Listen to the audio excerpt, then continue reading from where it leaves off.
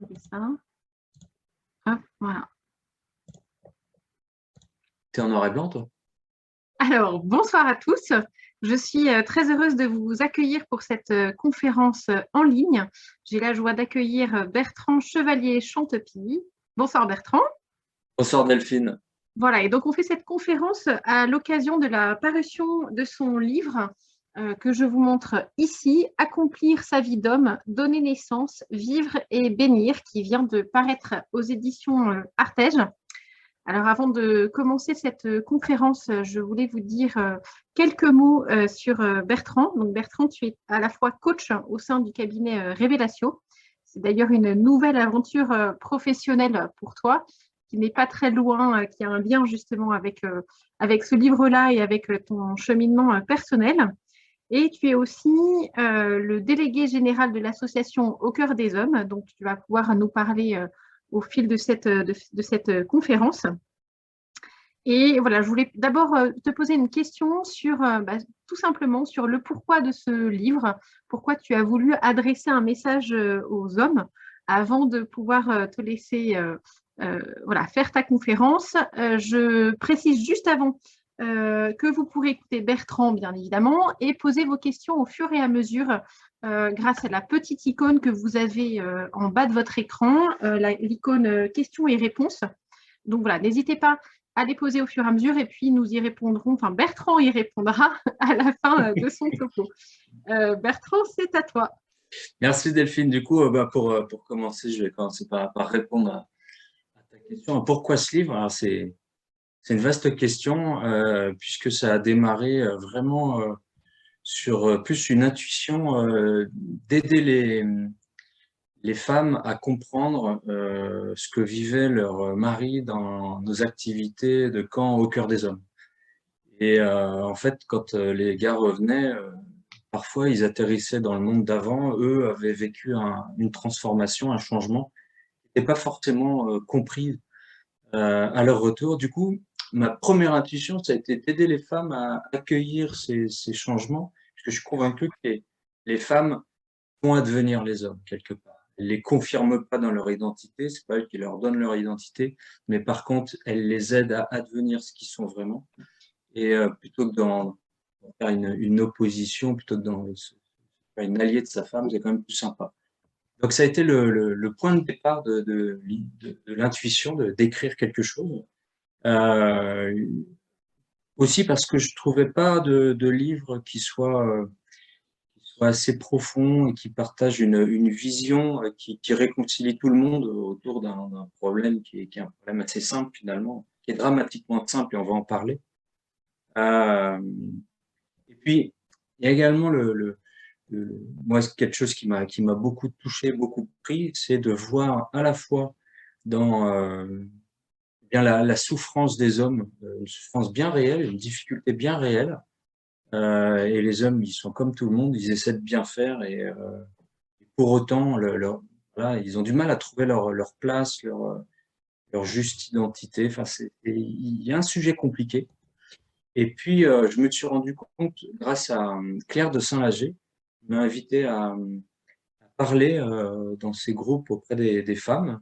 J'étais très touché et frappé de voir combien les femmes étaient elles-mêmes paumées, pas plus, pas moins que les hommes. Donc, j'ai conclu qu'il y avait vraiment une énorme perte anthropologique, y compris chez les chrétiens, puisqu'en fait, c'est pas un sujet très répandu, très abordé. Et du coup, voilà, je me suis dit, il faut aider les hommes et les femmes à, à dépasser, à traverser, à comprendre et à vivre correctement leur mission. Alors, je me suis occupé plutôt des hommes, puisque étant devenu délégué général d'Au cœur des hommes, c'est mon fonds de commerce, si je puis dire. Mais j'ai quasiment, enfin, je vais pas dire que j'ai fini, mais voilà, je suis en train de rédiger un livre qui sont des couples, en fait, puisqu'il y a vraiment une interaction très puissante et très forte entre les hommes et les femmes, évidemment, mais surtout une interpénétration des difficultés. Donc, si chacun se met à la mauvaise place, on réussit jamais à traverser les épreuves. Ça mène à tous ces drames qu'on observe dans le monde actuel. Pour la petite histoire, moi, je suis marié depuis 25 ans cet été, donc je suis très heureux. Même si ma vie de 25 ans de mariage, ça n'a pas été une longue aventure tranquille, puisqu'on a vécu la maladie de ma femme, on ne savait pas ce que c'était, puis on s'est rendu compte qu'il y a peu de temps que c'était la maladie de Lyme, donc avec plein de problèmes dans tous les sens qu'on ne comprenait pas. Donc une première difficulté qui a duré une dizaine d'années. Puis donc je me suis contenté ou administré, j'ai endossé le rôle du sauveur, de celui qui sauve sa femme. Je me vantais même de ne pas avoir besoin d'aller dehors, m'occuper des SDF, puisque j'avais mon pauvre à domicile. Voilà, et, euh, et puis en fait, quand elle est allée mieux, ça a provoqué une crise de couple, puisque les rôles, à chacun à sa place, l'un de malade, de l'autre de sauveur, ça fonctionnait plus. Du coup, comme on a deux têtes dures, voilà, auvergnat, eh bien, c'est parti en crise de couple assez profonde, qu'on a traversée maintenant, heureusement, mais ça a été très, très douloureux. Et c'est à ce moment-là, moi, que j'ai fait un camp pour des hommes, parce que je savais où j'habitais. J'avais besoin de reprendre un peu de repères, et ça m'a énormément marqué, transformé, refortifié pour voilà, prendre ma place, rester à ma place, assumer ma place, oser prendre ma place, une place que les autres attendent que je prenne. Voilà. Euh, donc voilà l'histoire du livre en fait. Hein. C'est très progressif. Et puis j'ai essayé de comprendre avec mon équipe là au sein de l'association quel était au fond le problème que traversaient les hommes. Pourquoi on parle de cette crise de la masculinité, de cette crise de l'homme, je sais pas très bien comment il faut l'appeler. Euh, voilà. Et en fait, on a compris en creusant avec des anthropologues en particulier que en fait qu'on est surtout pas dans une crise de la masculinité ou une crise de la virilité, ce qui est important, mais une crise de la transmission. C'est bien une crise de la transmission qu'on vit. Et en fait, le drame, c'est qu'une personne n'a pas, qui n'a, quand il n'y a pas de transmission, il n'y a pas de légitimité. Quand il n'y a pas de légitimité, il n'y a pas de confiance en soi. Et quand il n'y a pas de confiance en soi, il n'y a pas de transmission. Donc en fait, on boucle un sujet perpétuel qui fait que si on n'en sort pas un moment, on dégringole progressivement, on se déconstruit progressivement. Et c'est exactement ce qu'on voit dans la société où, en fait, comme on comprend plus pourquoi l'homme avait besoin d'être soutenu en particulier, euh, et on revient à la nature sauvage, c'est-à-dire que euh, dans la voie logique du progrès, on va de la grotte à l'habitat construit, et la construction est une bonne chose. C'est une chose qui permet de sécuriser, de solidifier, de structurer une société. Là, en ce moment, on va de l'habitat à la grotte, parce qu'on déconstruit, donc on va retourner dans le monde sauvage. Et ce qui me semble être une vraie erreur, sans jugement de la part des déconstructeurs qui le font, j'en suis convaincu, de bonne volonté et pour le bien du monde. Simplement, je pense que c'est exactement l'opposé qu'il faut faire. Il faut restructurer, remettre de la structure pour stabiliser les sociétés, apaiser la société et refaire société.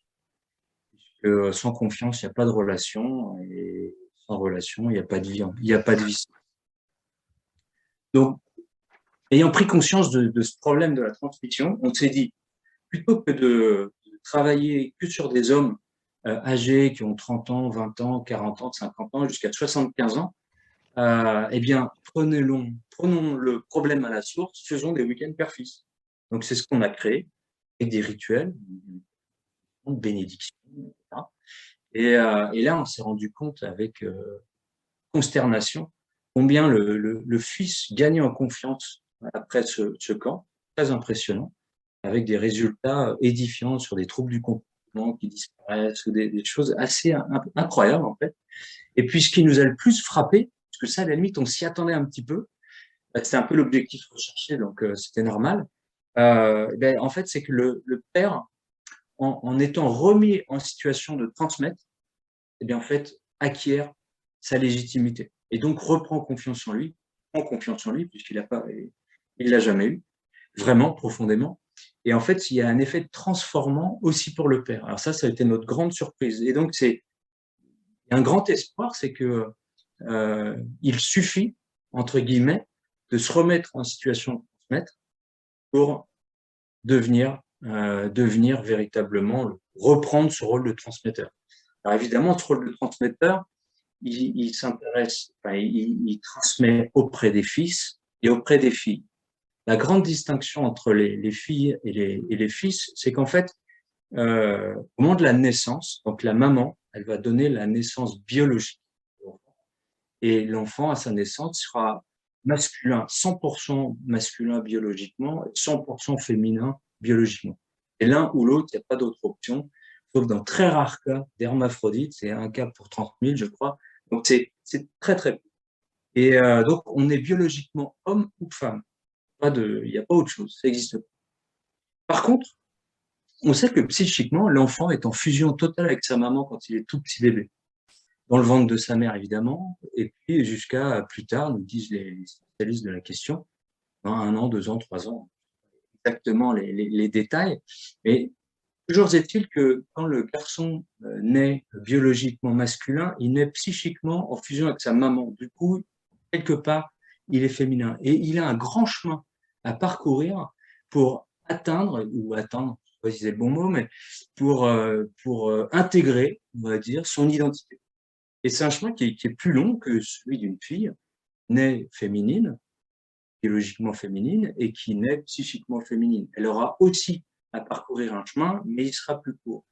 Et comme l'homme étant par sa fonction paternelle naturelle, moi je considère que tout homme est père. Qu'il soit père biologique ou pas, l'homme il est père. Et la paternité, c'est la reconnaissance sociale, puisque on peut pas dire que le père devient père au moment où il féconde sa femme. Là, il pense pas à l'enfant, le père, à ce moment-là. Il pense que à sa femme, et c'est très bien comme ça. Et d'ailleurs, la fécondation se fait après, dans le corps de la femme, sans intervention de l'homme. Donc là, le père, il n'a pas fait grand-chose. Il a été homme, par contre. Le père, il devient père au moment de l'adoption de l'enfant, hein, où en fait, il va choisir l'enfant socialement, il va le reconnaître, il va le nommer. Et donc, c'est là que commence son chemin de paternité. Comme si je suis chrétien, comme Saint Joseph, qui reçoit Jésus et qui l'adopte. Tout père fait cet acte d'adoption. Le, les rôles suivants du père, bon, alors évidemment, c'est d'éduquer. Hein, éduquer, c'est élever, c'est de séparer, c'est de bénir et c'est d'envoyer. C'est-à-dire que le père, son job, c'est de fortifier le gamin, l'enfant, et de le préparer à mener une vie adulte. C'est-à-dire qu'il va falloir le séparer de cette vie de l'enfance. Donc là, il y a une phase de séparation avec la maman, et qui est le monde de l'enfance, le cocon, le câlin, le roudoudou, et c'est très bien. L'enfant apprend l'amour avec sa maman, et c'est un élément essentiel, irremplaçable.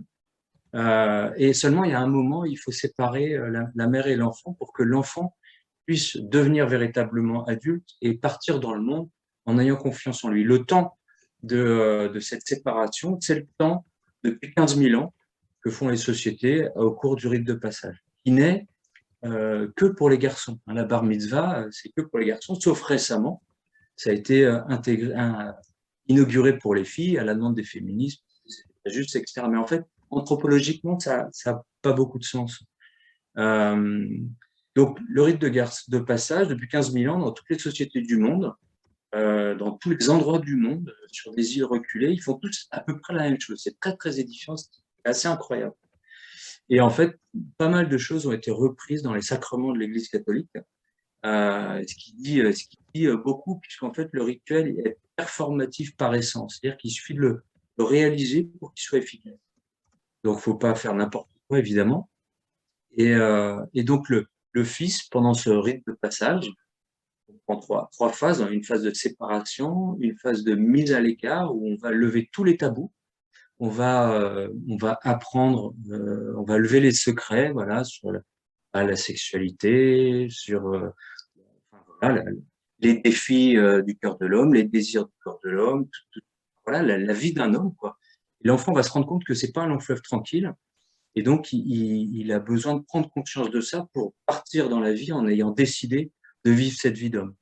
Et puis, la troisième phase d'un rite de passage, c'est l'intégration dans le nouveau monde, simplement autour de temps vécu ensemble. Et voilà. Du coup, ce rite de passage, il est essentiel pour acquérir la confiance en soi. Donc, on a créé des rituels, et évidemment, tous ces rituels, et on le voit dans le bouquin, sont valables pour les filles également. Mais évidemment, on n'imagine pas un père et une fille vivre un week-end dans la même tente, en bivouac, dans une forêt.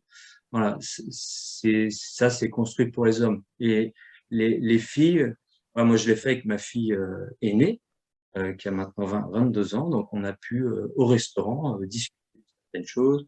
Voilà, on aime bien aller, on le fait pas suffisamment, donc, mais on peut continuer à aller dessiner ensemble. Puis, c'est une très bonne occasion pour échanger. Et en fait, dans le rôle essentiel de la transmission, c'est la bénédiction. La bénédiction, ça veut dire quoi? C'est tellement simple que c'en est idiot, c'est dire du bien.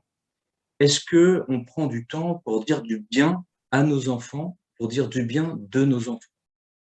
Que à mes enfants, je leur dis leurs qualités, leurs dons, leurs talents, leurs forces. Je leur dis leur beauté. Est-ce que je leur dis la force du corps, la force de l'âme, la force du cœur? Est-ce que je leur dis tout ça? Bah, souvent, le père brille par son silence parce qu'il n'est pas légitime. Il se sent pas légitime pour dire ça, parce que lui, on lui a jamais dit des choses comme ça. Du coup, ben, il le dit pas, et le doute subsiste, et le doute persiste tout au long de la vie. Et toute sa vie, on va courir après cette espèce de bénédiction qu'on n'a pas reçue. Donc, quand on est une fille, on va courir après la bénédiction, on va aller chercher peut-être des confirmations de notre identité féminine auprès d'autres hommes, d'autres garçons, avec ce qu'on peut imaginer. Et le garçon, en fait, toute sa vie, il va avoir les chevilles qui tremblent et puis il va pas oser. Il se sentira pas légitime parce qu'on on l'a pas confirmé, on lui a pas dit qu'il était capable de vivre sa vie. Donc il n'en sait rien et il est convaincu du contraire. C'est bien ça le drame. Puisque même si on est créé, si on est chrétien à l'image de Dieu, on est créé avant tout avec des dons, des talents, des qualités. Pour autant, on se nomme avec des petits noms de défauts. Donc moi, c'est clair, j'étais le timide, l'asocial. Je parlais à personne, j'avais pas d'amis ou peu, j'étais compliqué. Et du coup, toute ma vie, je me suis dit, moi, je suis quelqu'un de timide. Voilà. Même si, en fait, c'était une espèce de construction, pour le coup, mauvaise.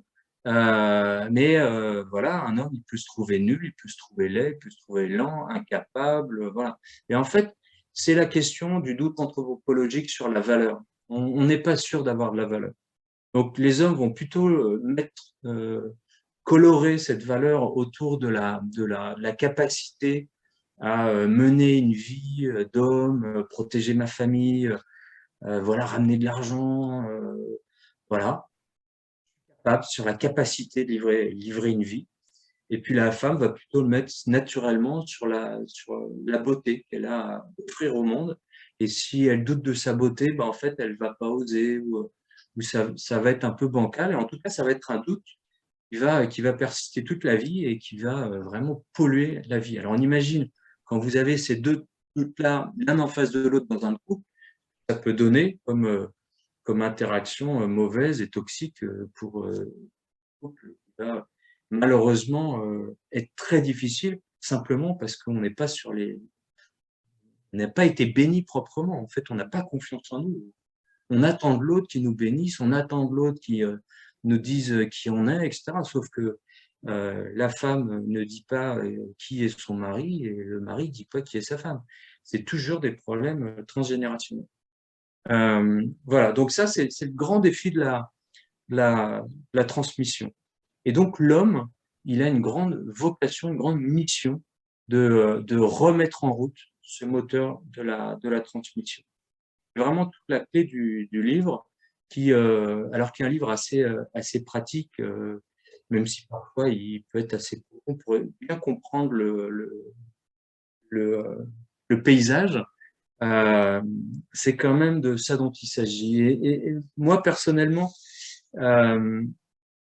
j'ai écrit ce livre aussi parce que je trouvais pas de livre assez clair sur le rôle de l'homme et de la paternité, dans le sens, voilà, je sais que je suis pas un type extraordinaire. Comment je fais pour me mettre en marche? Et j'ai pas trouvé de contenu, voilà, qui me convenait là-dessus. Du coup, je me suis dit, allez, on s'y lance. Et en fait, je voudrais revenir à un petit point que je viens d'aborder, c'est ce doute-là. Ce doute sur nos capacités à livrer notre vie, alors qu'on se qualifie par un nom, voilà, le timide. Voilà. Et en fait, moi, j'ai pas envie d'être timide. Du coup, je me crée mon masque mondain, très propre, très chic, donc qui parle en société, mais qui se fait violence. Et puis dans les dîners mondains, ah ouais, ta femme, oh, tout va bien, c'est génial, c'est vraiment le pied, c'est top, etc. Et ton boulot, c'est génial, tout va bien, etc. Et en fait, on fait le premier, le deuxième, le troisième, tout le monde va bien chez tout le monde, sauf qu'intérieurement, le drame, c'est cette solitude de l'homme qui partage pas sa souffrance. Que tous les autres, ils sont aussi bullshitters que moi. Et, en fait, on veut simplement passer pour des gens bien, et c'est normal, c'est légitime. Du coup, on se surpasse un peu et on dépasse un petit peu et on rentre dans l'imposture. Et cette imposture nous isole totalement, c'est qu'à un moment, on est coincé. Et là, on est un peu en face du mur et c'est souvent des périodes d'impasse qui arrivent souvent dans les 40 ans, 50 ans à peu près, où on se dit, mais attends, on va pas continuer encore 30 ans comme ça va pas le faire. Donc, crise un peu du milieu de la vie, crise du sens, tout ça revient sur la table de manière assez forte. Souvent, c'est une période où les couples vivent des drames. Donc, ce sont souvent des périodes un peu de déstabilisation, alors qu'on était sur un statut d'imposteur. Là, on se fait prendre et il est plus possible de continuer à se raconter des histoires. Alors c'est un peu douloureux, mais voilà, c'est la vie, pas grave. On passe tous par là et en fait on entre sur un chemin de vérité avec soi-même et ça détend la vérité parce qu'en fait on se sait vulnérable, euh, on sait les autres vulnérables et pourquoi pas simplement la partager. Je rappelle simplement qu'il n'y a pas de relation authentique sans vulnérabilité. Il n'y a pas de relation authentique sans vulnérabilité. Du coup, je crois que c'est un élément essentiel d'oser descendre dans la fosse et puis il va tranquillement et puis non. Mais y aller tranquillement, c'est pas rester dans la fosse. C'est simplement un passage, puisque la vocation de l'homme, c'est d'être grand, hein, de voir en grand. L'homme, il doit voir en grand. Il n'est pas appelé à avoir une vie animale, à végéter hein, dans son canapé. Hein. On est appelé à faire des grandes choses. On a cette aspiration. Et si on a la confiance en nous, retrouvée par la légitimité de la transmission, en fait, on retrouve cette capacité, cette énergie vitale qui jaillit. Alors, c'est très impressionnant parce qu'en fait, on passe d'un état un peu d'atrophie à un état d'énergie, de débordement d'énergie, qui est vraiment très réjouissant. Voilà, pour vous le partager. L'homme, il est fait pour vivre des grandes choses, il est fait pour être libre, pour oser la liberté, pour oser dire ce qu'il pense. Alors, il n'est pas obligé de le dire n'importe comment. C'est tout l'enjeu de découvrir et de dépasser sa force, hein, de dompter sa force à lui. Si on dit aux hommes, il faut pas être fort, faut pas être fort. Sauf que l'homme, il apporte sa force. Il l'apporte, il a sa force. Simplement, s'il va pas la visiter, il ne saura pas la dominer. Et quand cette force-là, elle va jaillir dans une situation de tension, soit au boulot, soit avec ma femme, où je vais péter un plomb littéralement parce que voilà, elle est très désagréable avec moi, et ben là se posent les problèmes. Et donc c'est pas une option pour un homme que de visiter sa force et de dompter sa force. C'est même une nécessité sociale. Et voilà, on a plein de méthodes pour le faire dans la bonne humeur et dans la joie. avec Au cœur des hommes. Mais voilà. Et in fine, en fait, je voudrais dire que la perspective de la vie, c'est je nais de ma maman, mon père me confirme, me bénit et m'envoie dans une perspective spirituelle, puisque moi, père, je suis une pâle image de la paternité de Dieu, de mon créateur, de mon vrai père, en fait. Donc le père, il se dépossède de son fils ou de sa fille dès qu'il fait le rite de passage, hein, il se l'approprie uniquement ce micro-temps et tout de suite il l'envoie. Donc il n'y a pas une dépossession de la maman au profit du papa, il y a une dépossession de la maman, le papa fait le transfert et hop, se dépossède tout de suite. Et envoie son enfant dans la vie en l'ayant confirmé dans toutes ses qualités. C'est très simple en fait, hein. Si on prend les choses dans cet ordre-là, moi, ça fait plusieurs années que j'observe tous les problèmes que je rencontre dans les familles, dans les couples, dans les enfants même, ou dans les relations transgénérationnelles. C'est un schéma qui fonctionne systématiquement. C'est très impressionnant que ce soit aussi bête et aussi simple. Voilà, c'est un peu fou, mais j'ai pas encore vu d'occasion, de situation où ça marchait. Voilà. Donc, ce qu'on fait à travers ces week-ends père-fils, c'est qu'on offre un cadre sécurisé qui permet au père de reprendre sa place simplement. Et c'est tout simple. Une fois qu'il a fait qu'un fils, bah, il saura le faire avec ses enfants, avec les autres, etc. Et en fait, c'est très simple. Une bénédiction, on a créé un rituel de bénédiction. Alors, c'est hyper émouvant parce que les fils ont quand même les yeux qui brillent quand ils reçoivent ça. Les pères aussi, puisqu'en fait, ils se voient eux-mêmes comme fils, n'ayant pas reçu ça. Et comme ils le font, c'est très impressionnant pour eux de retrouver cette légitimité. En tant qu'animateur, je peux vous dire que c'est très émouvant aussi pour moi. Et en fait, il y a 5 étapes dans la bénédiction. Il y a j'ai confiance en toi, fier de toi, je suis fier de toi. Est-ce qu'on dit ça à nos enfants? Je suis fier de toi. Ouais. Tu es armé pour la vie avec tous tes dons et tes talents. Et je nomme les dons et les talents personnels, individuels, qui concernent la totalité de la personne, corps, âme, esprit du jeune.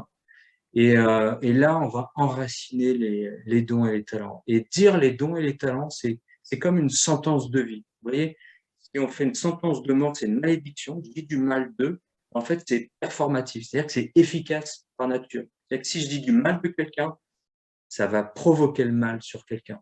Si je dis du bien sur quelqu'un, ça va provoquer le bien sur quelqu'un. Et en ça, c'est performatif. Hein.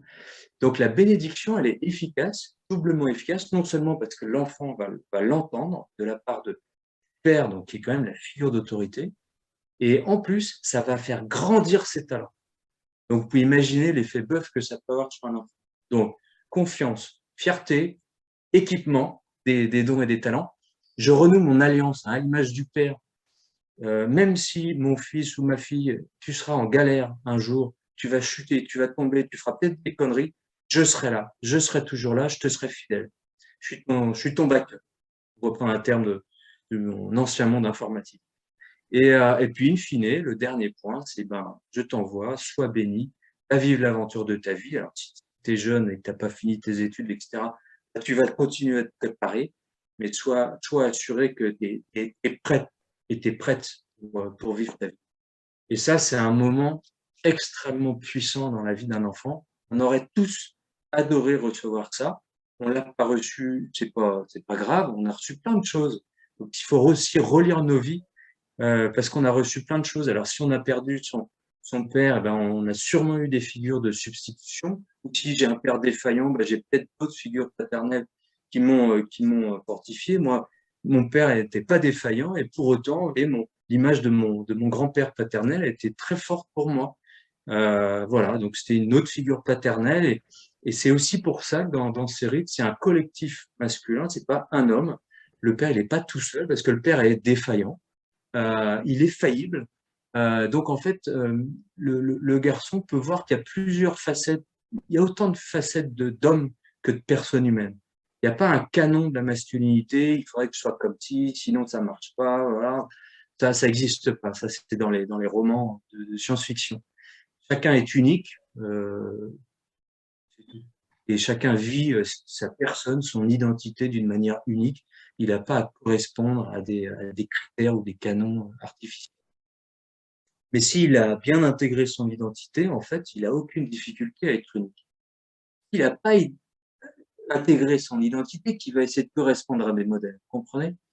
Et une fois qu'on a compris ça, ben, on se détend, puis en fait, on cherche son identité. Alors parfois, il faut aller la chercher avec les dents. Hein. Jacob, il allait chercher son identité d'Israël avec les dents en combattant avec Dieu. Jacob, je rappelle, c'est exactement ce que je disais tout à l'heure en introduction. Ça veut dire le fourbe, donc c'est l'équivalent pour moi du timide. Le mec, il s'est calibré dans le fourbe et toute sa vie, il l'a vie comme ça. Moi, je m'étais calibré dans le timide, j'ai vécu toute ma vie comme ça. Jusqu'au moment où j'ai compris qu'il fallait peut-être changer d'identité parce que c'était pas la mienne, en fait. Et que, ben, en fait, Israël devient le fort. Enfin, Jacob devient Israël. Et là, il intègre sa véritable identité. Il aura du mal à l'intégrer, ça va prendre du temps. Dieu va devoir s'y reprendre à plusieurs fois. Et Israël, ça signifie celui qui est fort, qui combat avec Dieu.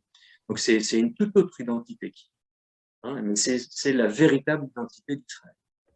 Et c'est pour ça qu'il viendra un des patriarches. Voilà. Donc je pourrais parler à peu près 4 heures. Hein.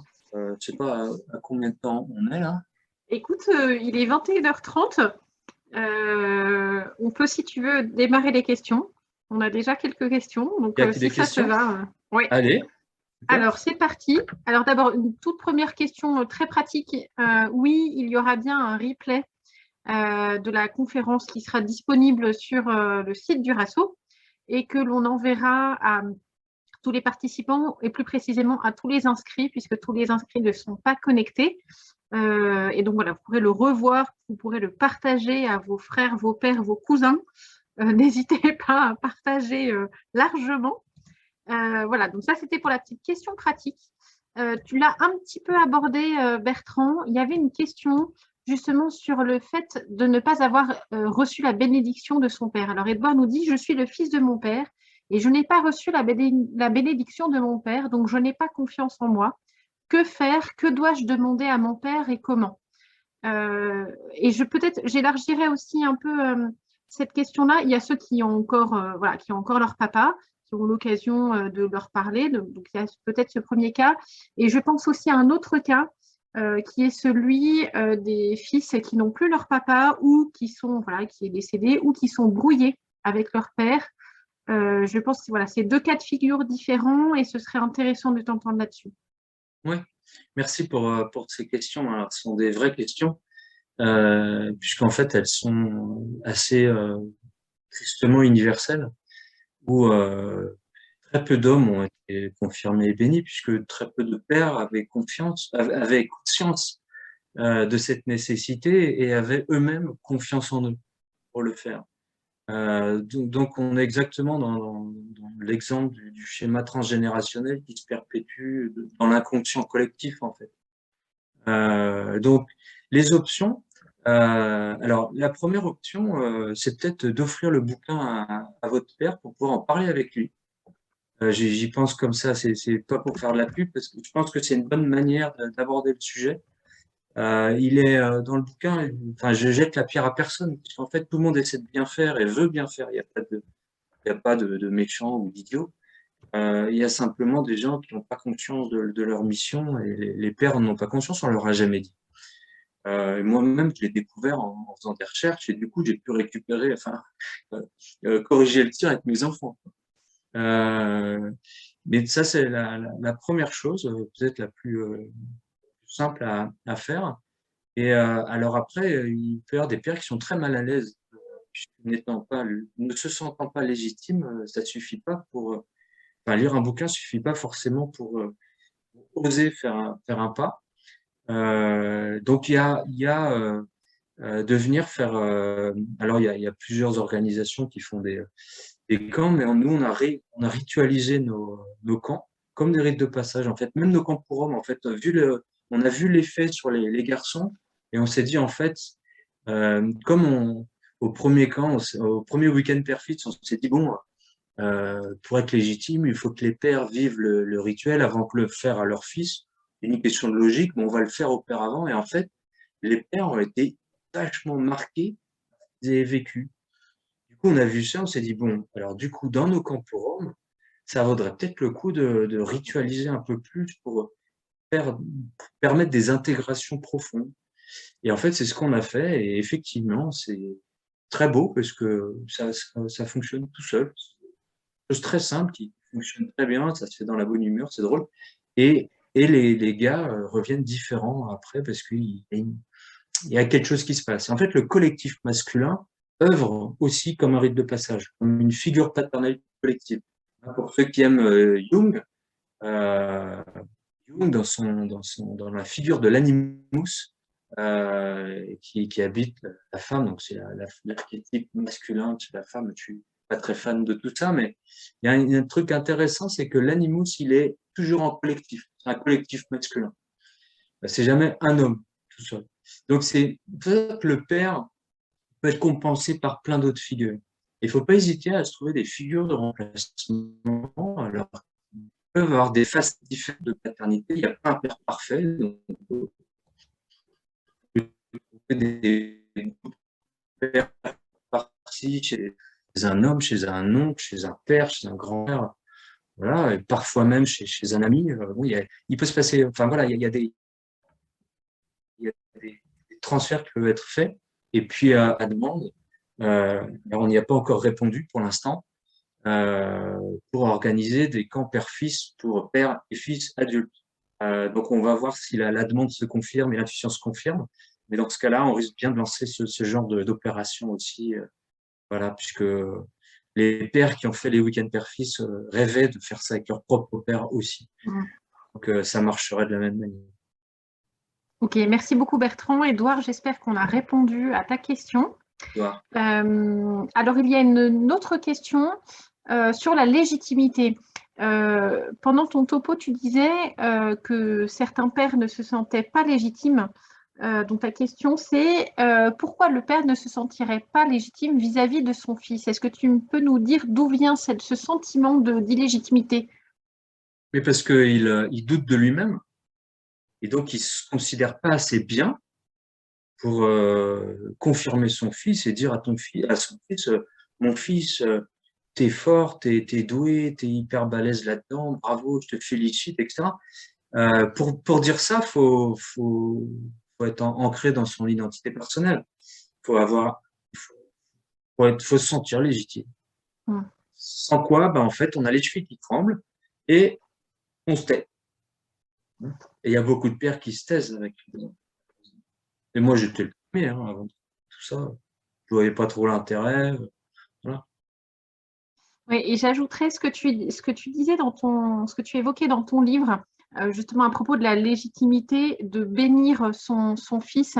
Tu disais qu'en fait, bénir, c'est louer, et donc c'est louer les qualités de son fils. Et tu expliquais que pour pouvoir le faire, il faut déjà connaître ses propres qualités. Et voilà, d'abord bien se connaître ses qualités, et donc se sentir légitime pour ensuite pouvoir bénir et louer les qualités de son fils. Absolument, absolument. Alors, trouver ses qualités, c'est une quête. Alors, on vit beaucoup ça. C'est quelque chose qui a un objectif clair, un peu de passer de Jacob à Israël là, dans nos week-ends pour les hommes à CDH, pour des hommes, où en fait on va identifier nos qualités et en fait on les a sous le nez. Hein. On n'a pas à les chercher bien loin souvent. Hein. Donc, il y a quelques trucs qui permettent de les identifier assez simplement. Et le grand truc, c'est de les accepter, de les accueillir. Parce que paradoxalement, parfois, on préfère rester dans notre petite mare à canard avec nos défauts, qu'on connaît bien, ils sont bien chauds, c'est douillet. Puis ma mare à canard, je la connais bien, elle est petite, voilà. Ben, sortir de là pour aller dans le monde inconnu, pour visiter mon identité, qui je suis vraiment et faire des grandes choses, ben, parfois, ça fait un peu peur, en fait. Hein. Et donc, il faut un certain courage pour y aller. Voilà. Donc, et c'est un sujet qu'on aborde très ouvertement dans les camps. Et moi, j'ai reçu mon identité profonde dans mon deuxième camp que j'ai animé, où j'ai reçu par 10 personnes différentes la même parole. À un moment, il fallait que j'accueille cette parole et j'avais du mal à l'accueillir. C'est pas pour rien que j'ai entendu 10 fois. C'est marteau-thérapie avec moi. Donc, ça a fonctionné, mais même après, j'ai entendu, j'ai compris. Ok, Puis après, il a fallu que j'aille, que je la mette en œuvre, que je la déploie. Et là, ça a été long. Donc, Donc, pas en simple, fait, hein. reconnaître ses qualités, il y a un travail finalement intérieur de mieux se connaître et ensuite de les accepter. Et ça peut venir aussi, quand on a du mal à les identifier, à les reconnaître, ce que tu dis, c'est que ça peut venir de l'extérieur. Enfin, on peut interroger son entourage, ses proches, sur ses qualités. Exactement. On a créé des systèmes de cordées après les camps pour que les groupes d'hommes se trouver. En fait, dans ce processus, on apprend à se connaître. Et en fait, il y a un moment, en fait, on va recevoir chacun notre tour les qualités. Enfin, non, on va donner, ça dépend de quel côté on se trouve, les qualités à une personne. Et en fait, toutes les personnes vont dire les mêmes qualités. Parce qu'en fait, l'autre nous voit mieux que nous-mêmes. Et puis, il n'y a pas de. Enfin, l'autre nous voit objectivement, donc il n'y a pas d'histoire à se raconter avec qui on est. Et en fait, c'est très édifiant de s'entendre dire ces qualités qui sont toujours les mêmes par des personnes différentes, qui ont des visions différentes, des histoires différentes, peut-être qu'ils ne se connaissent pas. Donc, il y a un très bon exercice à faire pour commencer à ça, c'est de demander à nos amis quelles sont nos plus grandes qualités. C'est pas très compliqué et il n'y a rien de présomptueux à ça. C'est normal qu'on ait des qualités. On est avant tout un concentré de qualités, de dons et de talents. Et pas d'abord des défauts et des problèmes. Ça, il faut sortir de la tête parce que ça, c'est une croyance qui nous pourrit la vie et qui nous empêche de féconder le monde, de nous donner, de voir grand, de vraiment de participer à la mise en œuvre d'un monde meilleur, quoi. Et en fait, c'est typiquement ce que j'attends des autres. Bah, c'est ça que j'ai à offrir aux autres. Donc si moi, typiquement, c'est une autre manière de voir la chose. Si j'attends des autres qu'on soit, je sais pas, souriant, et ben voilà ce que j'ai à faire. C'est mon talent. Il faut que je sourie aux autres. Donc il faut que je travaille pour le faire grandir et que ça prenne sa place progressivement. Donc en fait, il y a plein de manières très simples d'identifier ses qualités. La plus grande difficulté, c'est de l'accueillir. Ok, super. Merci beaucoup, Bertrand. Une autre question de Raphaël. Et alors, avant que je la pose, voilà, n'hésitez pas à poser vos questions là via la petite icône questions et réponses. Donc, question de Raphaël. On parle de la relation et de la transmission père-fils, mais quid du père avec sa ou ses filles? Tu l'as légèrement abordé. Voilà, je pense qu'on peut peut-être Oui, approfondir un petit peu la question. absolument. Oui, oui. Le format de la bénédiction, c'est exactement le même. Hein, les 5 points que j'ai cités tout à l'heure, on dit exactement la même chose. Voilà. Et c'est pas différent. Simplement, le, euh, la formule sera différente. Un garçon, il a besoin de vivre une expérience avec son père. Il a besoin de vivre dans la chair une proximité. Donc, en fait, quand on les met, père et fils, dans un bivouac, dans la même tente pendant un week-end, ils vont développer la relation et ils vont développer la proximité, ils vont vivre quelque chose ensemble, entre hommes. Et ça, c'est un élément essentiel. Pour les filles, il y a les mêmes passages, les 5 passages dont je parlais tout à l'heure, hein. J'ai confiance, je suis fier, voici tes dons, tes qualités, je te serai fidèle, quoi qu'il arrive, et je t'envoie, je te bénis. C'est pareil pour une fille, elle a aussi besoin d'entendre ça, sans quoi elle va chercher ça toute sa vie, elle va douter de ça toute sa vie. Elle va douter de ses qualités et de ses dons et de ses talents et de sa beauté, et elle va aller chercher ça toute sa vie, à quémander, tristement parfois auprès de personnes extérieures, du mari, du machin, c'est sans fin. Euh, donc voilà, pour la fille, c'est la même chose. Simplement, le format, moi, je vois pas trop passer un week-end sous la tente avec ma fille. Je trouve ça un peu bizarre. Mais donc, moi, j'ai choisi le restaurant. Et c'est quelque chose qui se fait plutôt tout seul avec une fille. Ça se fait pas dans un collectif masculin. Ça se fait dans la douceur, ça se fait dans la délicatesse. Euh, voilà, et puis c'est aussi très. Moi, je sais que j'étais. Bah là, pour le coup, j'étais un peu intimidé de faire ça avec ma fille. Euh, ouais, c'est pas ouf. Et voilà, donc moi, vous voyez, je l'ai fait au restaurant et autour de dessins qu'on va faire ensemble. Mais à chacun d'avoir un peu d'imagination pour susciter, provoquer une circonstance. Alors, inviter sa fille au resto ou quelque chose qu'elle aime. Si elle aime le musée ou la musique, l'inviter à un concert, aller boire un coup après, puis lui parler de tout ça, dans un endroit plutôt calme, tranquille. Euh, voilà, ça se fait très bien.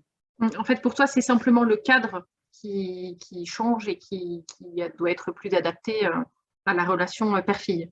Ouais, ouais, ouais, ouais, ouais. Alors, non seulement le cadre, mais euh, il est il est plus important parce que en fait, il s'agit de remettre en route une chaîne de transmission. Cette chaîne de transmission, elle est masculine. Hein, donc, c'est l'épine dorsale. Mm.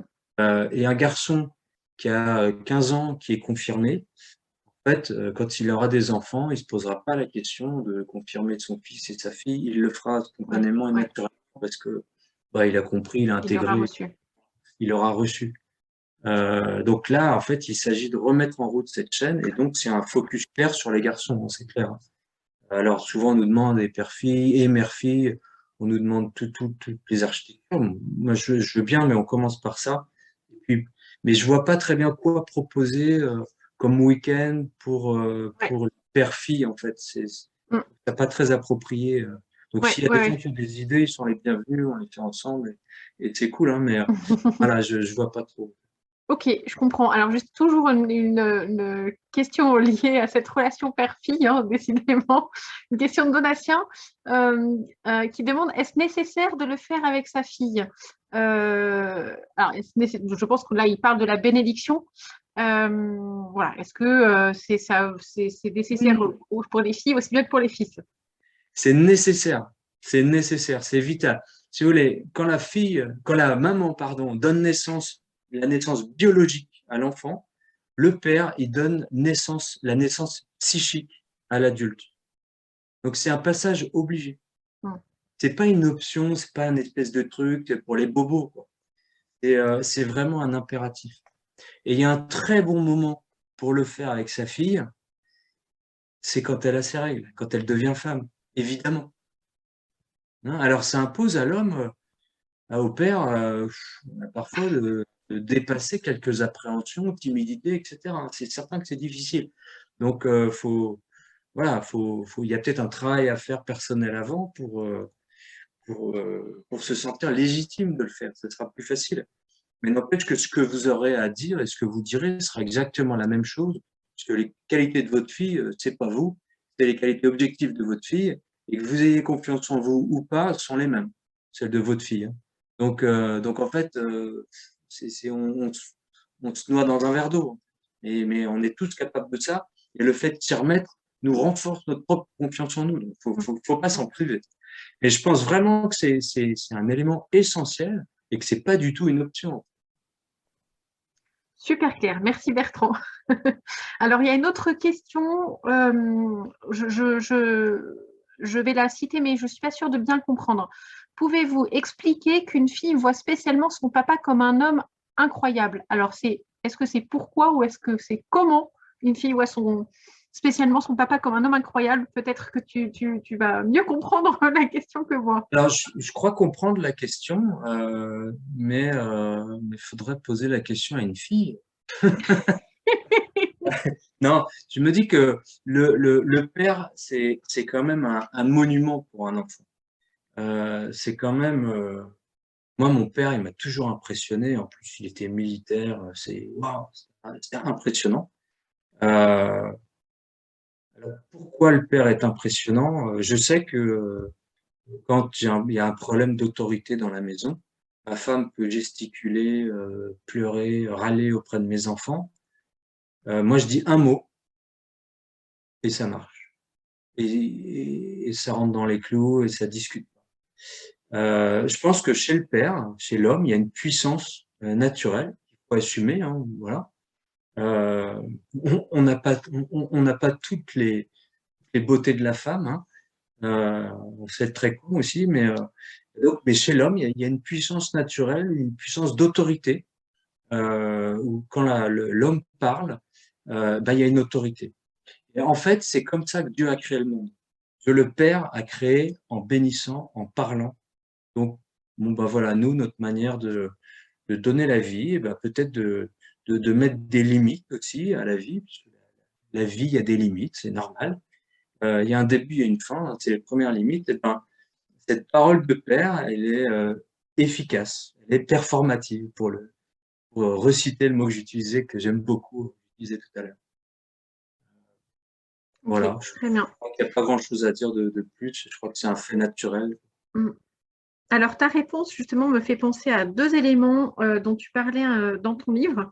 Alors, il y a une expression que je trouvais assez Oula, drôle. Tu dis, non, non, en fait, tu parlais d'être viril, de la différence entre être viril et faire viril. Est-ce que tu peux nous en dire un peu plus ouais. là-dessus? Oui, parce que aujourd'hui, il y a beaucoup d'injonctions alors chez les gars, il faut faire comme si, enfin, faut remplir, faut être dans un canon, faut entrer dans un canon. Mais si j'entre dans un canon, je joue le canon, je suis pas le canon. Vous comprenez? Si on me dit il faut être comme ci et que je suis comme ça, je deviens acteur.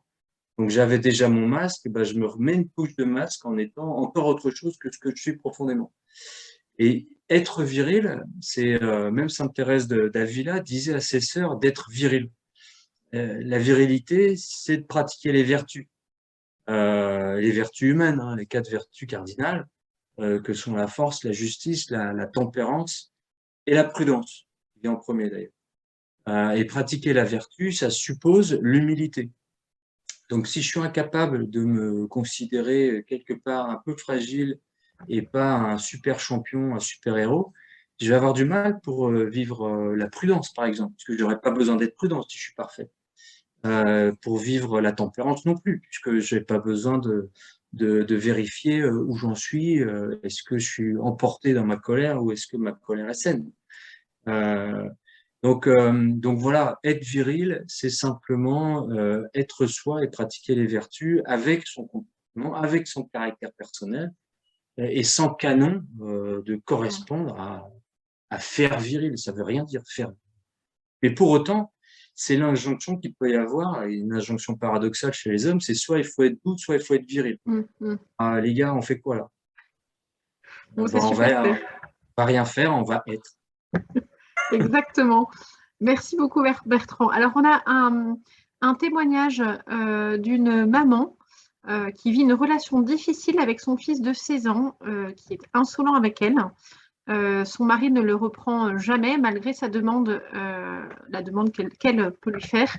Son fils en a ras-le-bol de sa mère. Quelle attitude juste peut-elle avoir et peut-elle avoir aussi vis-à-vis de son mari?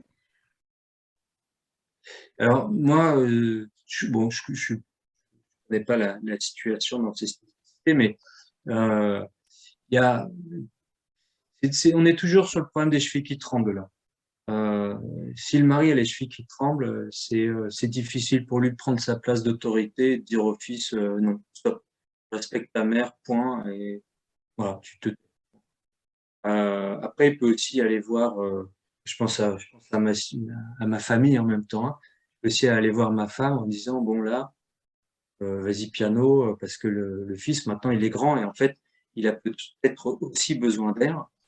C'est aussi de ça dont il s'agit dans les week-ends de père-fils, de séparer l'enfant de sa mère qui peut parfois, alors je ne parle pas de ce cas-là, hein, pardon, moi je ne juge pas, je ne connais pas, hein, c'est d'autant plus simple que le rôle de séparateur fait que quand la force de l'homme, c'est dans sa force physique, dans sa grosse voix, il impose, il va dominer comme ça. La force de la femme, elle est dans la ruse et la manipulation, hein, et dans l'emprise. Et c'est de ça dont le père sépare l'enfant. Et donc, la, la femme, il faut qu'elle fasse attention à pas garder l'enfant qui est le fruit de ses entrailles. Donc, on comprend qu'elle n'a pas envie de le lâcher, le quitter. Mais n'empêche que, voilà, c'est le sens de la vie. L'enfant va quitter et c'est bon pour lui et il faut le laisser partir. Et parfois, les femmes ont du mal à faire ça. Et l'homme bah, peut les aider à passer à franchir ce cap en étant présent, mais par contre, en recadrant toujours le fils pour qu'il respecte sa mère. Il n'y a pas de, là, il n'y a pas d'option là-dessus, hein. Pour moi, c'est le couple en premier et les enfants en second. Ça, c'est très clair. Et si on se trompe d'ordre, bah, c'est qu'il y a un problème de couple.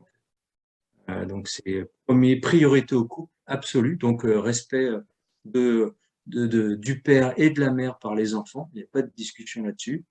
Et ensuite, voilà, on s'occupe des enfants, mais puis on va les lâcher, on va les envoyer, puisqu'on on les fait, on les élève, et puis ils s'en vont. C'est la voie logique, quoi. Et c'est très bien quand ils partent, en plus. Euh, c'est bien pour eux, c'est bien pour eux. Voilà, je ne sais pas si j'ai répondu à la question. C'est pas une question facile, comme ça, connaître le Oui, sans le contexte. Mais n'hésitez pas d'ailleurs à préciser si vous, enfin voilà, ou à reposer d'autres questions si vous le souhaitez. Alors, il y a une autre question. Oui. Alors, Bertrand, tu as dit, la mère donne naissance physiquement, le père donne la naissance psychique à l'âge adulte. C'est forcément au père de confirmer l'enfant vers l'âge adulte? C'est une question. Oui. Oui, c'est ma Alors, réponse. j'ai envie de te demander pourquoi. Parce que le père a un rôle social, c'est lui qui est structurant de la société. La mère, c'est le,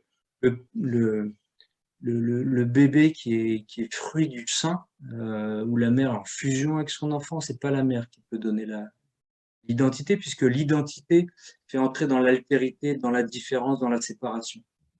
La mère, c'est vraiment un rôle d'éveil à l'amour, à la tendresse, à l'amour inconditionnel, à la douceur. Vraiment, enfin, c'est juste magnifique.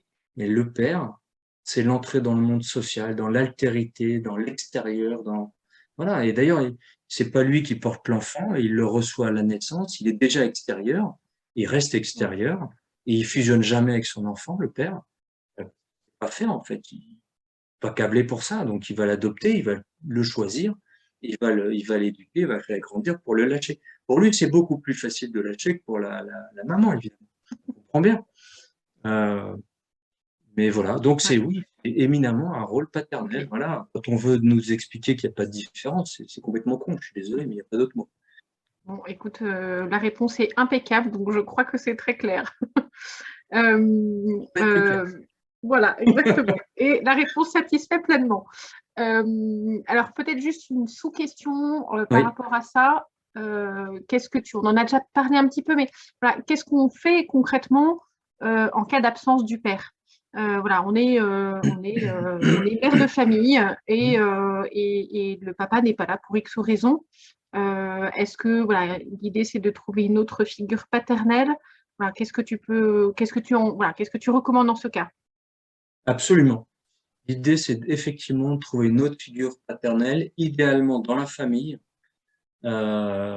éventuellement un beau-père, mais ça peut provoquer de compétition avec le père, enfin symbolique, hein, j'entends, hein. Mm. Donc bon, je suis pas non plus un expert en psychologie, mais moi je pense que oui, il faut s'efforcer de trouver des figures de père de substitution qui peuvent tout à fait remplir leur figure, hein. On a un projet au Cœur des Hommes pour créer un programme de parrainage, Mm.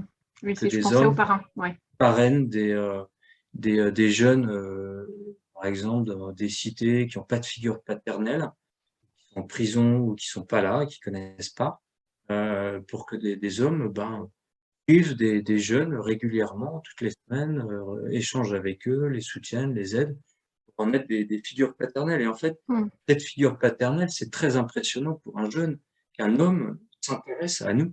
Moi, je suis un garçon ou je suis une fille d'ailleurs, et ben, on a besoin d'une figure paternelle d'autorité. On a besoin d'avoir une douce limite. Le père, mais l'autorité n'est pas synonyme de violence et de malfaisance. Mm. Ça peut être très doux, l'autorité. Mais n'empêche qu'on a besoin de cette altérité extérieure de figure paternelle, effectivement. Alors, ça peut être un oncle, un parrain, un grand-père, un grand frère, un professeur, ça peut être plein de figures différentes. Un prêtre, parfois aussi. Ouais. Très bien. Alors, il y a une remarque intéressante d'un des participants qui dit justement qu'il est intéressant de constater que le scoutisme propose des figures paternelles, voilà, le CP, le chef de troupe, le conseil religieux, ainsi que des rites de passage, les raids, les grands camps, les explos, etc. Enfin, la promesse, bien évidemment. Il y a beaucoup L'investiture d'inspiration comme dans le chef. scoutisme. Ouais. Exactement, complètement. Donc, oui, oui, en effet, je pense qu'on a les mêmes racines et cette même pédagogie de la transmission.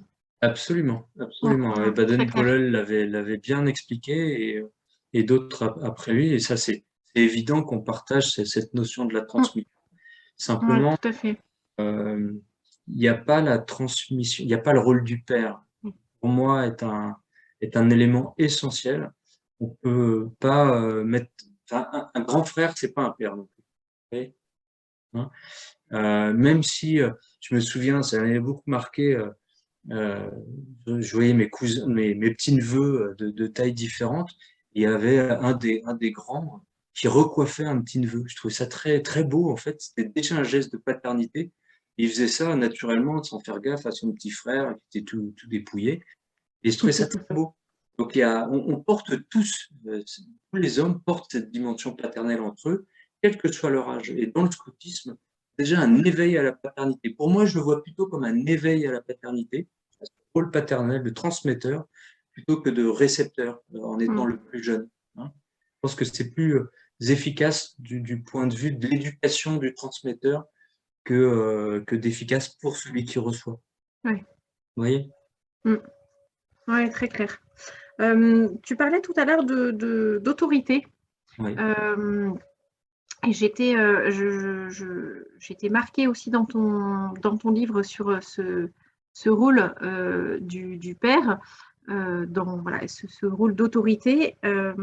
Mais j'aimerais bien aussi que tu puisses nous en dire un petit peu plus sur la différence que tu peux faire entre autorité et autoritarisme. Tu en as parlé un tout petit peu tout à l'heure quand tu dis justement, voilà, tu parlais d'autorité et de douceur. Voilà. À quel moment on passe de l'autorité à l'autoritarisme? Où se fait la différence et comment justement ne pas tomber dans l'autoritarisme? Alors pour moi, la différence ne provient pas d'abord d'un trait de comportement différent, mais d'une légitimité. C'est-à-dire que celui qui est autoritariste sait qu'il n'a pas de légitimité et il masque son illégitimité par un abus de pouvoir. Tandis que celui qui est autoritaire, bah, il se sent légitime et il n'a pas besoin de forcer pour se faire obéir ou entendre. Ouais. Euh, c'est très frappant dans les groupes en particulier. On a des leaders qui parlent tout doucement et qui se font entendre. Et puis on a des gueulards qui sont obligés de gueuler de plus en plus fort parce qu'en fait, personne ne les écoute. Mais c'est simplement qu'il y a une force intérieure, il y a une stabilité intérieure qui fait qu'on est autoritaire ou pas. On n'a pas besoin de lever le ton pour mener tout un groupe. D'ailleurs, on le voit dans les sessions au cœur des hommes, c'est très impressionnant. Bon, ben voilà, on dit la chose, c'est fait, il n'y a pas besoin de s'énerver. Mais si on se sent pas légitime, si on manque de confiance en soi, on va basculer beaucoup plus rapidement dans cet autoritarisme, dans ce côté un peu gueulard ou grande gueule. Pour moi, les grandes gueules sont des gens qui ont pas confiance en eux, en fait. Puisqu'ils ils en rajoutent, ils en font des caisses pour compenser quelque chose. Quelqu'un qui a confiance en lui, il n'a pas besoin d'ouvrir sa bouche tout. Très bien. Autre question intéressante. Dans un matriarcat, une mère peut-elle faire perdre sa légitimité à son mari? Est-ce que tu veux bien répéter? Ça a coupé un peu. Alors, oui. Dans un matriarcat, une mère peut-elle faire perdre sa légitimité à son mari? Alors, attends. Alors, c'est dans un matriarcat. euh, alors, moi, les patriarcats et les matriarcats, je sais pas très bien ce que donc, faire perdre la légitimité à son mari. C'est-à-dire que si c'est la femme qui gouverne, Ouais, je et, pense que moi je l'entends comme ça en effet. moi, pour moi, si la femme gouverne, c'est qu'elle compense quelque chose. Voilà. Et donc, il y a un problème en face qui fait que l'homme, il y a un petit bug en termes de légitimité. Il ne se sent pas à l'aise. Donc, soit il surjoue comme l'autoritariste, euh, ou alors, s'il a confiance en lui, il est autoritaire et c'est cool, quoi, c'est tranquille. Mm. Je pense que, et du coup, c'est un sujet que j'ai pas abordé parce que là, on rentre dans la notion rapport homme-femme, mais il y a clairement une espèce de, vous savez, dans le Tao, là, il y a le noir et le blanc qui se tournent autour avec un point blanc.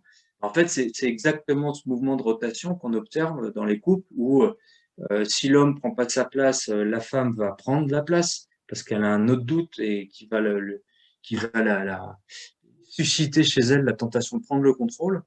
Mais c'est un drame pour elle parce que c'est ce qu'elle veut pas et c'est ce qu'elle fait par compensation, elle se sent Mm. obligée de le faire. C'est pas un choix spontané. Euh, En fait, le doute de la femme, c'est que bah, c'est sur sa beauté. Si personne lui a dit qu'elle était belle et qu'elle avait de la valeur, ben, elle va douter toute sa vie et du coup, elle va aller chercher cette parole-là chez l'homme. Si l'homme se tait, comme c'est un grand taiseux, il dit souvent pas grand-chose, et souvent dans les camps, on voit des hommes qui oublient, qui disent ah ouais, il faut que je redise à ma femme que je l'aime, dis donc. Et c'est il y a des évidences comme ça qui sont terribles en fait. Et donc une femme qui entend pas, qui entend un silence, et ben ça lui confirme qu'elle a pas de valeur, parce que personne va se battre pour elle, personne va lui dire, personne va la conquérir. Et ça c'est dramatique pour une femme. Et du coup, pour occuper le terrain, meubler le terrain, elle va prendre le contrôle partout, elle va occuper l'espace, on va parler de charge mentale. Euh, Après, c'est elle qui la prend, hein, personne ne lui a donné, mais elle va s'agiter, elle va tout faire, elle s'épuiser et ça va partir en quenouille. Et c'est un drame en fait. Mm. Et donc, le rôle de l'homme, là, c'est de prendre sa place pour conquérir sa femme et lui dire combien elle est belle. Et c'est tous les jours, quoi. C'est pas une fois par an, la Saint-Valentin, quoi. Hein. Ouais, très clair. Il y a une phrase dans ton livre qui est très claire là-dessus où tu dis ne vous plaignez pas, messieurs, de ces femmes qui prennent tout en main, vous les contraignez par votre lâcheté. Donc voilà, je pense que. Bah, je suis pas tendre ni avec les hommes ni avec les femmes, hein. Mais c'est un exercice de vérité en fait qui peut être un peu douloureux, mais n'empêche que si on fait pas cette vérité, on va pas traverser nos difficultés. Donc Mm. c'est là il y a une nécessité d'humilité un peu. Où voilà, moi tout ce que je dis là, c'est une expérience de vie personnelle dans mon couple et qui est totalement partagée par ma femme, hein. Elle pourrait être là et dire la même chose. On anime des week-ends de couple et c'est toujours hyper édifiant parce que quand on prend les choses simplement, ça marche. Et des expériences de centaines de mecs que j'ai vus qui traversent les mêmes difficultés dans des couples différents, etc. Donc en fait, c'est tellement bête, quoi, tout ça, toute cette souffrance. Mm, mm, mm. Bon, j'espère qu'on a répondu à cette question. Il me semble que c'était la dernière. Je regarde s'il n'y en a pas dans les commentaires et dans les discussions. Écoute, je pense que c'est bon pour les questions. Je voulais juste préciser des petites choses. Donc, je vous ai dit que le replay serait bien disponible sur le site et qu'on les enverrait aux participants et inscrits de ce webinaire. Alors, attends, non, encore une question, c'est pas fini. J'ai constaté que si la femme se trouve confrontée devant le silence de l'homme, cela me semble dû à un besoin profond de la présence de l'homme indépendamment de sa valeur. Ah, je pense qu'on parle de l'amour inconditionnel. Est-ce que tu veux que je te la relise? Oui, je veux bien. Alors, j'ai constaté que si la femme se trouve confrontée devant le silence de l'homme, Mmh. alors il va y avoir une répétition, il me semble dû à un besoin profond de la présence de l'homme indépendamment de sa valeur. De la valeur De de la la femme, valeur de l'homme, j'imagine. de l'homme? C'est pas super clair. C'est de l'homme, Alors attendez, de la attends. femme. De la valeur de la femme. Ok, merci. Merci. Pardon pour ces cafouillages. Bah, euh,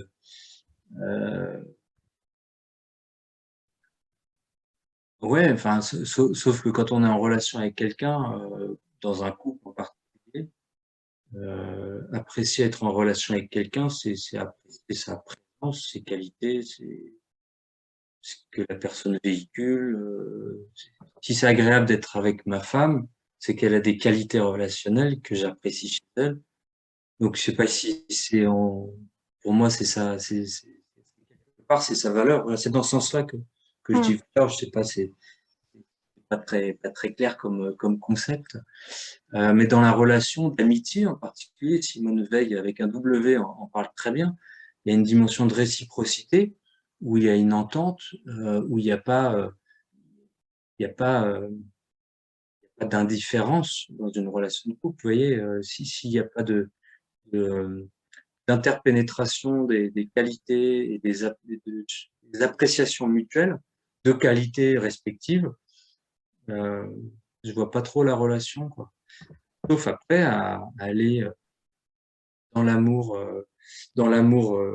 tel que le Christ nous l'enseigne, c'est-à-dire l'amour sacrificiel, de don pur et parfait, et ce qui est très bien, et c'est en fait on est appelé, je pense, à tendre vers ça.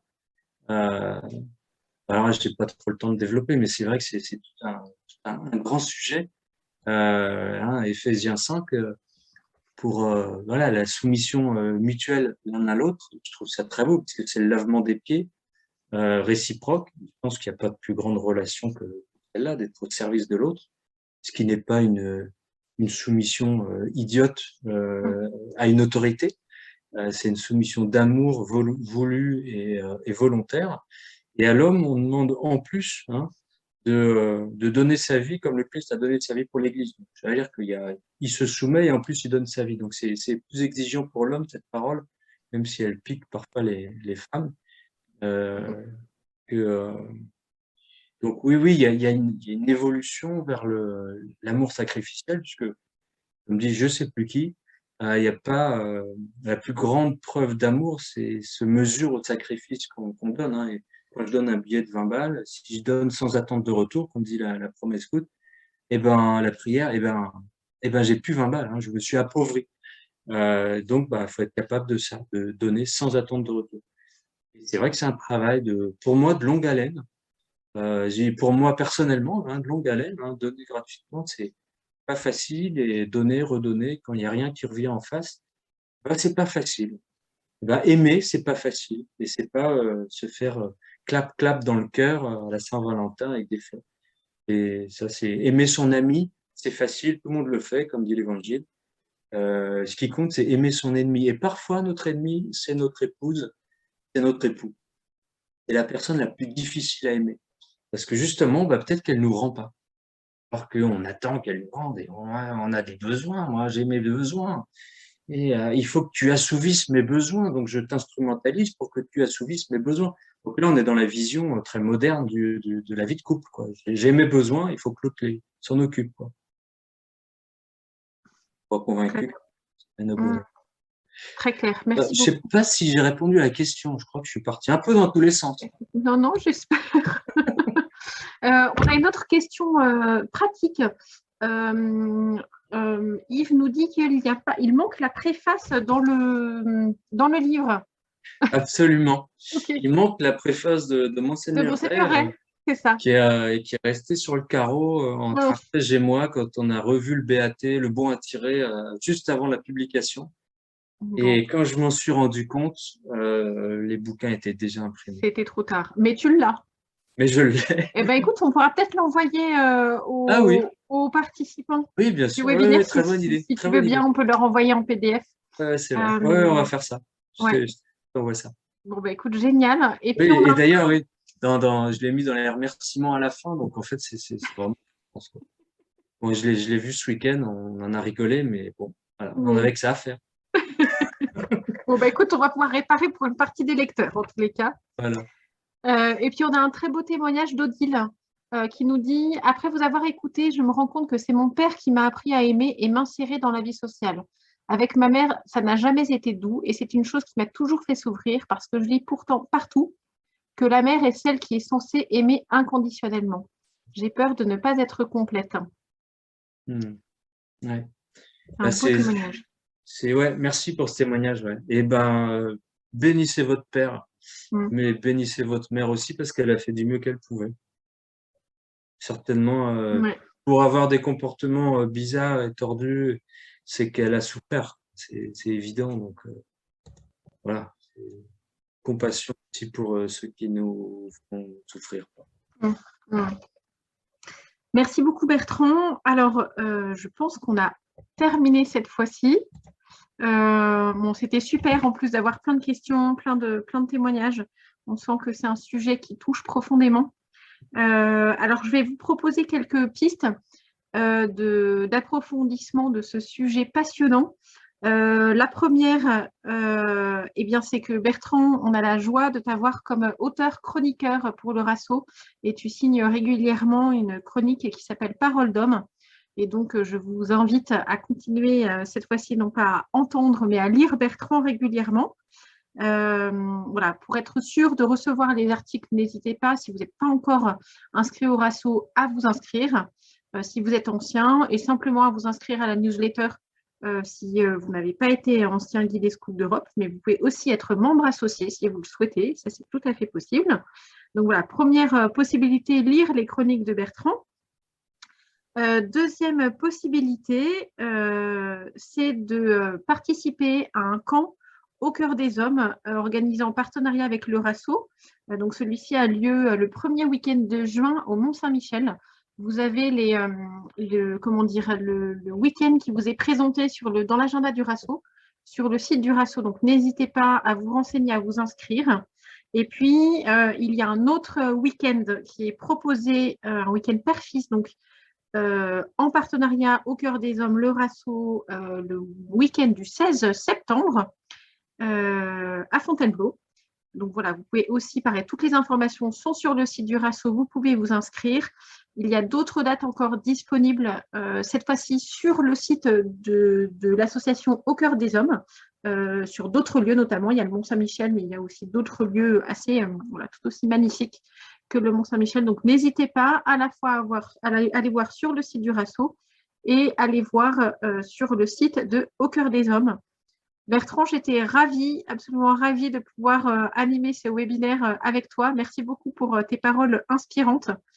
On se retrouve d'ailleurs assez rapidement jeudi soir à Versailles pour ceux qui sont à Versailles, puisqu'on organise une soirée du RASO donc jeudi soir à la maison Saint-Charles, pour ceux qui peuvent s'y rendre. Et puis petit à petit, on en organise un petit peu partout en France. Voilà, je vous remercie tous, tous les participants, d'avoir suivi notre webinaire. Bertrand, est-ce que tu veux dire un petit mot de fin? Merci à tous et merci Delphine de m'avoir donné cette opportunité de pouvoir faire ce webinaire. Et puis, bah voilà, il n'y a plus qu'à maintenant. Exactement. Voilà. Merci beaucoup Bertrand. Très, très bonne soirée à tous. Au revoir. Au revoir, à très bientôt.